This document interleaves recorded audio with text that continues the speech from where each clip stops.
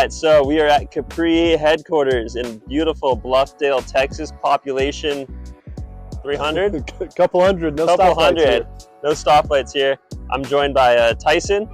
He's the, everyone's happy. Tyson, one of the owners here of Capri Campers. We're gonna walk inside and see how these things are made. So Tyson, without any further ado, we cool to go inside? Let's do it. All right.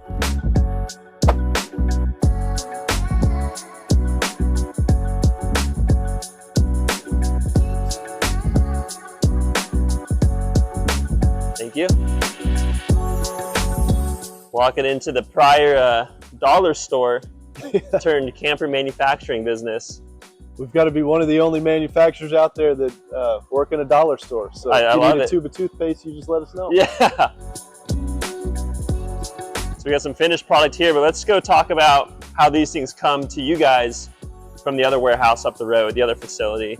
Yes. It looks like we got kind of the skeleton here. 2 shops now, so all the frames and cabinets get done at our wood shop and then get brought down here to this facility. So this is our wiring base. So every camper we build gets wired right here, which obviously you can see all the wires right now in this shell. And that's why it's so hard to trace wires on an older camper. I mean, look at all the all the wires that go into something new and modern that's organized. And it looks like a mess now, but it'll all be bundled together. We're at the wiring shop here. How long does it take to wire up one of these things? About a day and a half. Okay. From start to finish. Every camper is a little different depending on what's inside or electric jacks, all that stuff. But a loaded camper with electric jacks, about a day and a half to wire everything. And again, we're all custom as far as layouts and stuff. So we can't really make a wiring template or anything like that because every camper is slightly different. I mean, they're all wired very similar. It's just they run different places sometimes. Yeah, totally. Amazing. And is the wiring options, are they pretty standard? I mean, based on the electronics that you want in the camper, is it a pretty standard procedure for each one? It is. The majority go in the same place, outlets in the same place. Now, some people want outlets in a special spot, or they want the water pump switch in a different spot, so that changes slightly on some campers. But for the most part, we kind of have our standard layout or spot things go. Okay, so there's a little bit of customization that can happen, but for the most part it's pretty standard, which makes sense. Exactly. And the reason, again, we've done this for 10 years, so we kind of know where the best spot is for light switches and different stuff to be out of the way, or not behind a stove, things like that. So that's why we put things where they are. But some people have special needs or want lower outlets for laptops or whatever they're cooking or using. So we can accommodate most things. Okay, awesome. To the wiring shop, I see a Renogy, looks like a battery in there or something. Yep, so we use a Renogy 100 amp hour AGM battery on every camper, and then we also offer lithium as well. Killer, that's awesome. And talk to me about insulation. I see some insulation over here. Yeah, so we still use fiberglass batting. It's R11 fiberglass. Nice. Every camper is insulated as much as it possibly can be, so after the camper's fully wired, then that's when we put insulation in. Okay. But yeah, we get asked all the time, can you add extra insulation because I'm using it in cold weather? They're all fully insulated as much as possible. So, and we really don't. I mean, we have people use these all up and down the United States, Canada, Alaska, everywhere. And I mean, unless you're going -30 or something insane, we really haven't had any complaints about somebody not being warm or cool enough in one of our campers. So they're very well insulated. Awesome. That's good to hear. Yeah, that's a lot of questions, right? Like, hey, I use it for skiing. How do these things hold up in the cold? Or, hey, I'm going to Alaska. How does this thing hold up in the cold? And for sure. I mean, that story right there tells totally good to go. And for sure. The insulation. Another good part about wood framing, it insulates a little better than aluminum frame wood. Totally. So, again, we take customer feedback, and that's kind of why we stick with what we do. And if we had problems, we would obviously change it. But we really haven't had any whatsoever. So that's why we stay with what we do. Awesome. That looks cool. I love the lines of this thing, from like the tail, overhang. It's just cool. Super cool. And they're solid. They're very well built. Yeah. Sure. The old test? Oh, yeah. Solid. So I see some raw materials over here. Obviously, we have an employee putting on some molding, it looks like. Yeah, so talk to me about the process to get from this station to the next station. So after they get wired, insulated, we put them on wheels basically, roll them over. Okay. And then, so this is the aluminum bay. So obviously you can see all of our aluminum here, all the different colors, pinstripes, everything we need.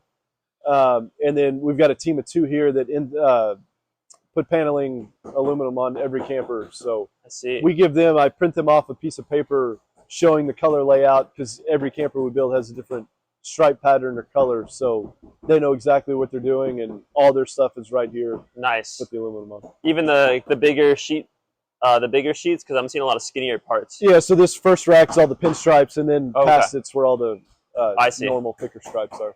Awesome. Look at this, just going. How many campers do you think he's built? 1,000. 1,000? And that's one good thing about us. All of our employees, or 90% of them, have been here almost from the jump. So we've all been here 10 years, and everybody, at least in this shop, has been here at least 8. And we only had 3 employees when we started, so we've hired everybody once we got going. But yeah, everybody's been here basically from the start. So they're experts at what they do for sure. There's so many little tricks to the trade that, with a lot of turnover, it'd be really hard to get kind of back up to. You could hire somebody tomorrow, but it might take them a year or 2 to get up to speed and learn all the little intricacies of building, being a master craftsman like this gentleman over here. Very true, yeah. And they, because they're the only ones that put aluminum on right now, they know when it leaves here, if it's got a problem or scratch or whatever, their name's on it. So that's what each one of these guys takes great pride in what they put out, because they know their name is on every one of these that leave here. Absolutely. Awesome. So from the aluminum shop, where do we go next? Yep, so then it gets wheeled over here to the finish bay. So we've got a guy, Josh, who finishes out all the campers. So all the stoves, the sinks, the ACs, everything that gets finished out appliance-wise inside the camper, that's what he does over here. This looks like one of the half-ton campers right here. Yeah, this is for a mid-size camper over here. So kind of 3 stations and finish it all out.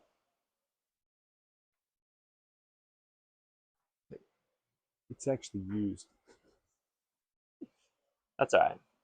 What do you think it's getting done to it? This one's used, but we think there might be some appliance upgrades or something going on. Oh yeah, he brought it in. I think we're adding a lip to the countertop, and what are we doing? We're adding something else in there, but he left it with us for a couple weeks. So cool.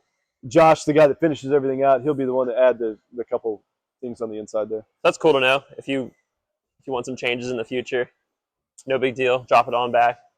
And yeah, we'll be able to help you, or because the majority of our customers are not from here. Any local RV shop can help you add something, or we can help send you a part or a piece, or walk you through it over the phone. I see. So that brings us to the adoption center. I'm guessing this is where they're staged, test everything.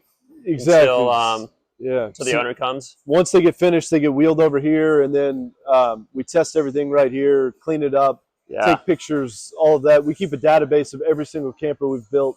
Nice. A folder with pictures. So if somebody calls tomorrow or 10 years from now, I can look up pictures and know exactly what's in their camper and be able to help walk them through where something is or anything like that. But we just had 4 campers go out of here in the last day or 2, so there's not as many in here. Wow. But we've got 3 more, these 2, and then this one right behind you coming up tomorrow. So look at that. Which is great. We'll empty this out and then fill it back up. So yeah. It's all about staying busy for sure. Get some shore power. And that's what we're talking about with that cabin feeling. With that, looks like cedar. Yeah, pine. Pine. Look at that. I'm going to go check out some other campers out the back right now. But this thing just looks amazing, man. Who doesn't want to hang out in there? Go on an adventure, Kind of homey and, just a good cabin feel instead of kind of a assembly line style, just white, bright camper inside. Totally. Incredible. Cool. Let's go outside and check out what's cooking out there. Sounds good. And as we walk past, here's the cedar. This is the cedar. We do that's unique.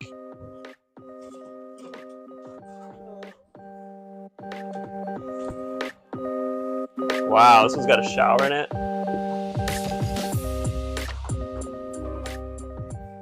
Smells incredibly good. Smells so good. Yeah, so really like you're in a cabin. Totally. With the cedar feel and smell. Huge fridge.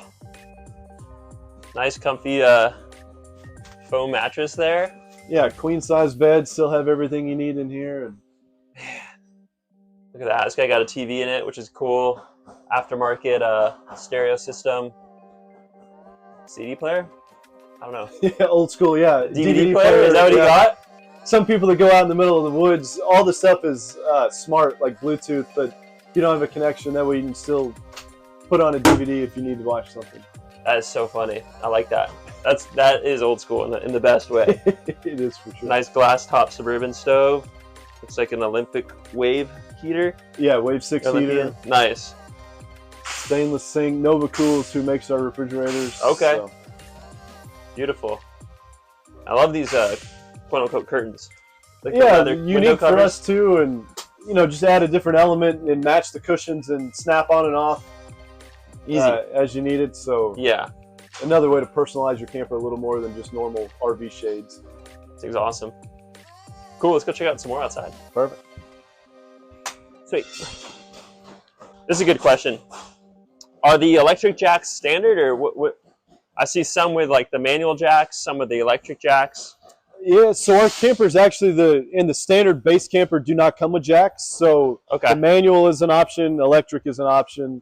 But we do have a lot of people that just bolt the camper to the truck bed and never take it on or off. Totally. So that's why we don't bake in the price to the base price, because some people don't need it. Yeah. So the manual or electric are both options. Okay, awesome. And this guy's got the, maybe he's putting on a dually or something. With exactly, yeah, dual brackets. extensions right there, and the electric jacks on this one. Beautiful. Killer. All right.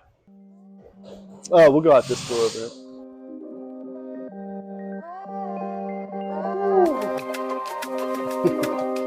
The Team Rider jacket.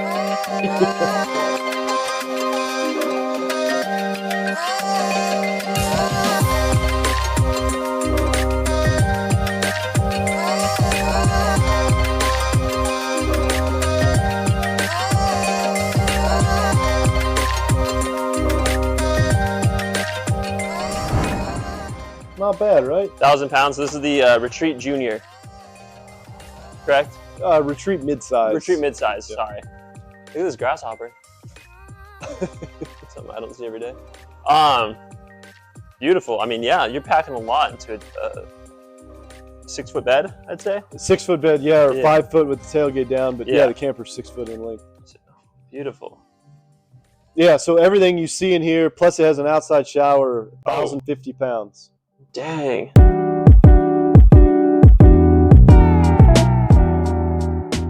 That's perfect. I love the layout of it. It's super functional, especially, even though some might think that, oh, why isn't the sink near the stove? It actually kind of makes more sense when you're turning around a lot in these things. And you got the water heater underneath, it looks like. Somewhere. It's under the stove. It's under the stove, okay.